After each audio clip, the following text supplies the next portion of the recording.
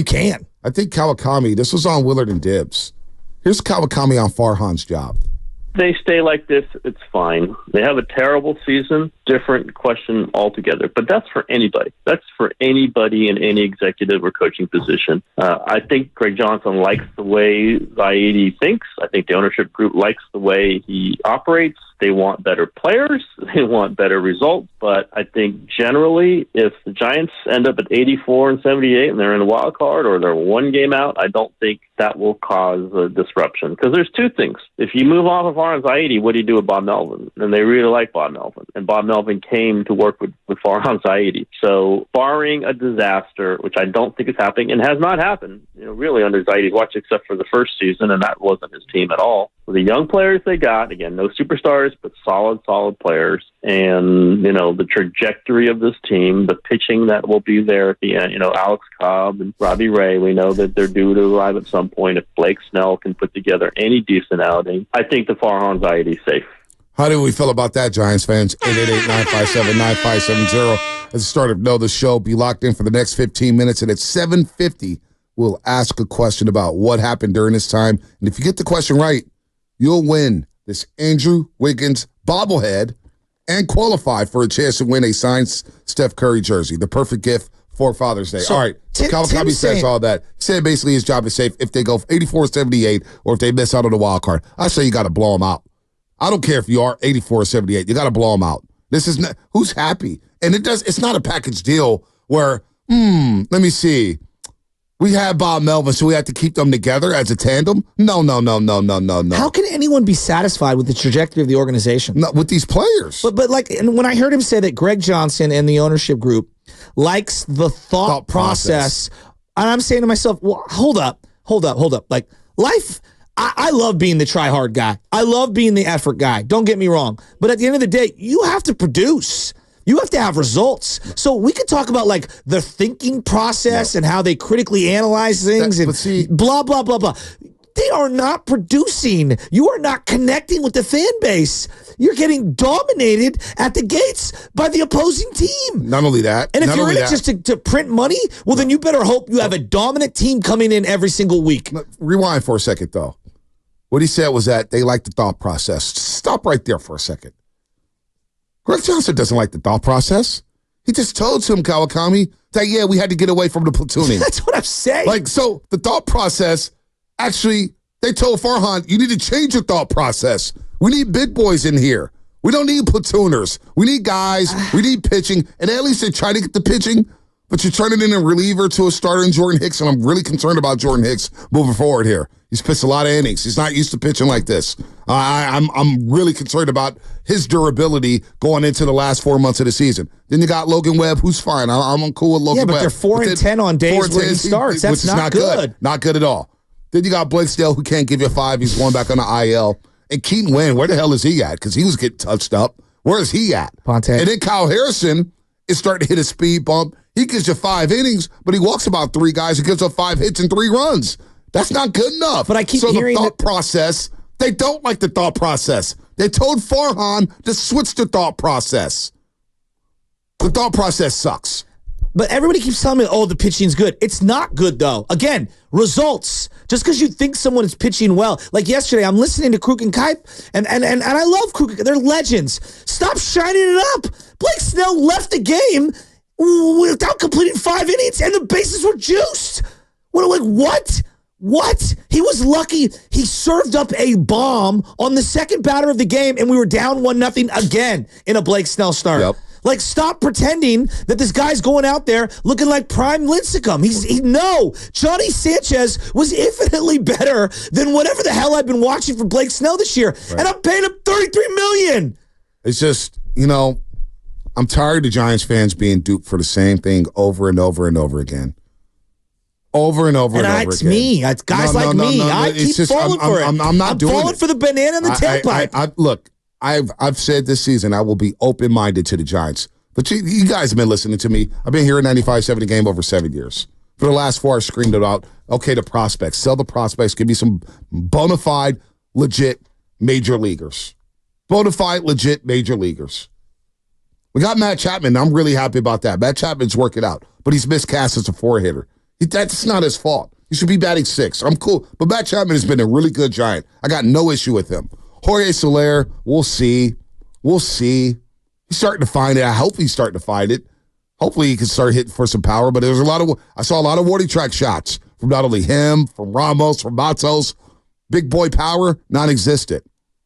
But I'm not going to sit here and dupe the feds and say, hey, man, everything is all good with the Giants. We're moving in the right direction. I'm going to use the same energy that I do on the Niners and the Warriors on the San Francisco Giants. And if people don't like it, then I'm sorry, man. But I can't. I'm trying to help you guys. What I'm trying to do here as a lifelong Giants fan is tell you that there's things that are better. This is not good enough. We're a middle-tier franchise right now, right? The Padres have catapulted the Giants. They have. Don't let Arizona figure things out because they're knocking on the doorstep. And they went to a World Series last year, and they got some nice young talent down there. St. Louis is always going to be making things happen. The Cubs and Brewers are fighting neck and neck in the NL Central. The Pirates got a lot of young stars, and they took the Giants tooth and nail. Yeah. Tooth and nail. You had to rally from 4-run deficits against the Pittsburgh Pirates. The Pirates, for crying out loud. I'm not here to dupe you no more, Giants fans. I'm sorry. It is what it is. We have a mediocre baseball team, and we have no direction. None whatsoever. If Chapman was smart, he'd opt out and go sign a deal somewhere else in the offseason. You don't think his value's going up? He'll get the hell out of here. He wants to win, right? Bonte, this thing that the stadium is the problem is a joke. Well, we're always blaming something. No, it's a joke. They're we had Candlestick. So, no, they did this with Candlestick. Like, oh, we can't win at Candlestick because of the money. Now, that was a real thing in terms of revenue and being able to reinvest into your team. When you only have 5,000 fans at a game, I'll hear that. But was that place a great place to hit? No, it was not. But you know what you did? You drafted and developed your own and made shrewd trades. I'm listening to Lubman. He comes walking in here during the break, and he's like, well, you're right, drafting and developing. I go, look, because he says he hasn't been around when they've been really bad. I go, when they drafted Will Clark, it was Will Clark, Robbie Thompson. They brought those guys up, and they brought up Matt Williams, and he was going up and down, similar to what Casey Schmidt is going through now. And he went from shortstop to third base. They made shrewd acquisitions, okay?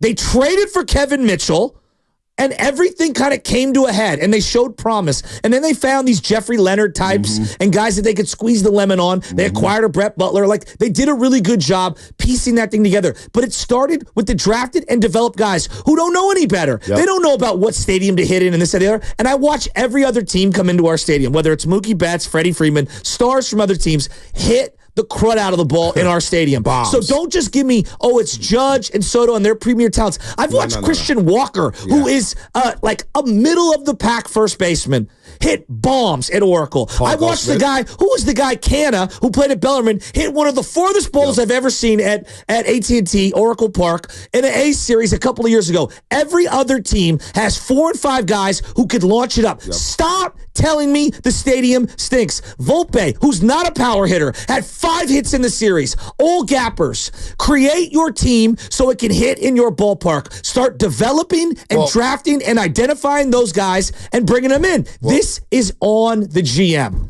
That's why they are where they're at. When you are trotting out Estrada and Wilmer Flores and all of these guys aren't on the level of the other teams that you're vying for. And also, too, if it is the ballpark, then why aren't you overpaying guys when it comes to contract offers?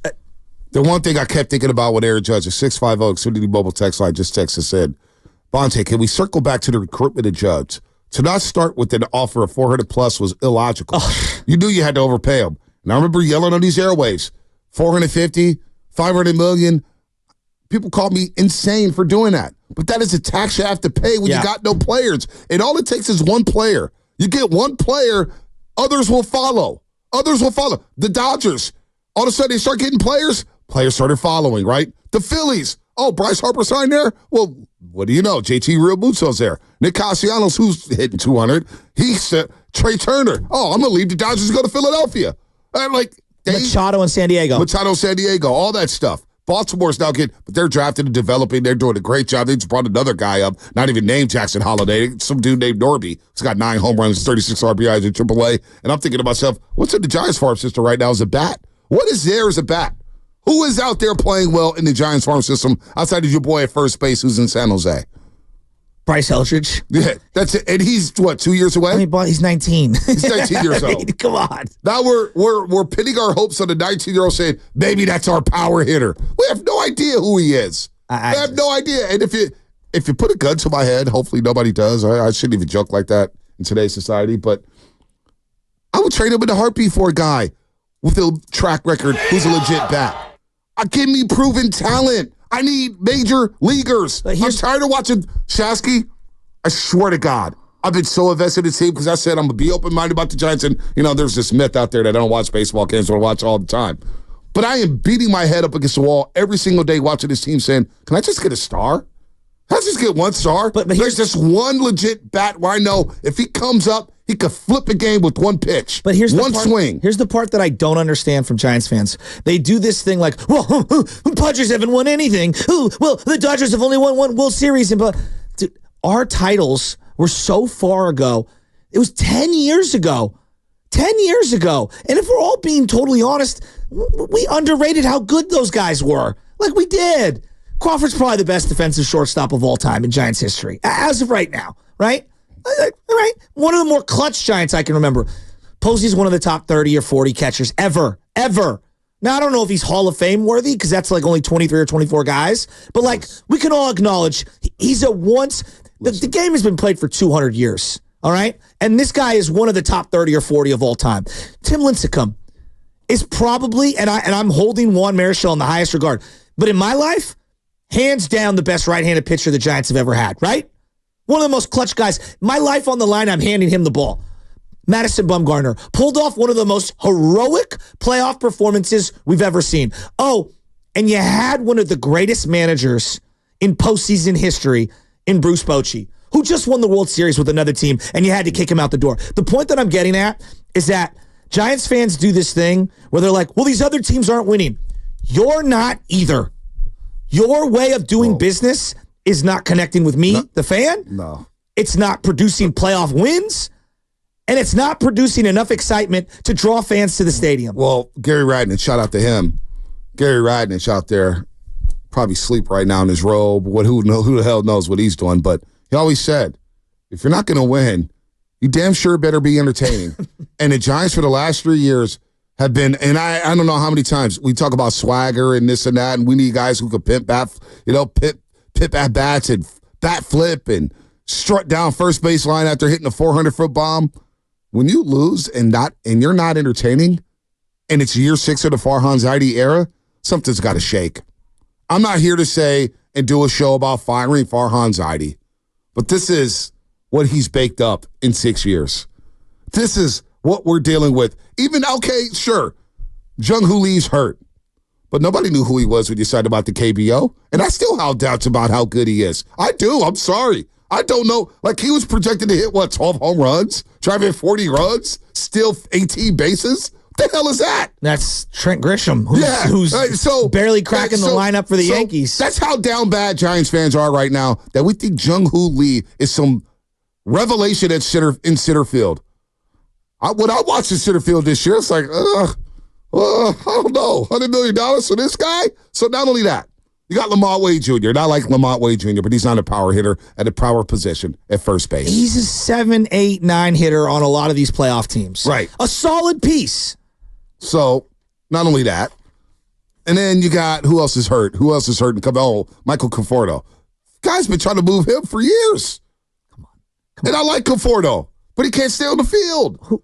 What playoff team is starting Michael Conforto every day? So I mean, how long are we going to sit with this? And then you watch it, and I'm glad because we all get revved up, right? We get all happy when we beat the Pirates and the Rockies. I know. But think about the last 2 series we played legit teams.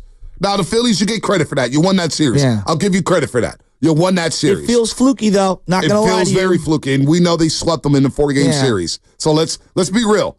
The Phillies, 5 wins against the Giants. They're 5-2 against the Giants. Yeah. So let's not start beating our chest saying we won the series. We're 2-5 against the Phillies. And you scored 1 run in the last inning. I mean, it was a 0-0 game. You scored 2 runs in the last 2 games. Yeah. In 19 innings against the Phillies, last 19 innings, you scored 2 runs. The last time you played the Dodgers, they schooled you. I mean, they really just trolled you. And that's what they do. Shohei's hitting. So when it comes to just, hey, we all want to say playoffs. Anything can happen. You sure anything can happen against the Dodgers in the series or the Phillies or the Yankees? Seriously?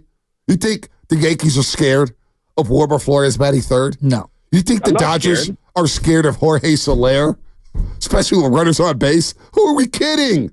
So I'm stopping with the whole, hey guys, Giants, maybe there's something special. I'm done with that. But what do I'm not going to lie to you guys no more. I'm done with that. What do they hang their hat on as an organization? I don't know. That's the problem. But I don't know. That's the thing that I would hear from people that are defending Farhan. They're like, well, the farm has gotten better, and I'm like, okay, where?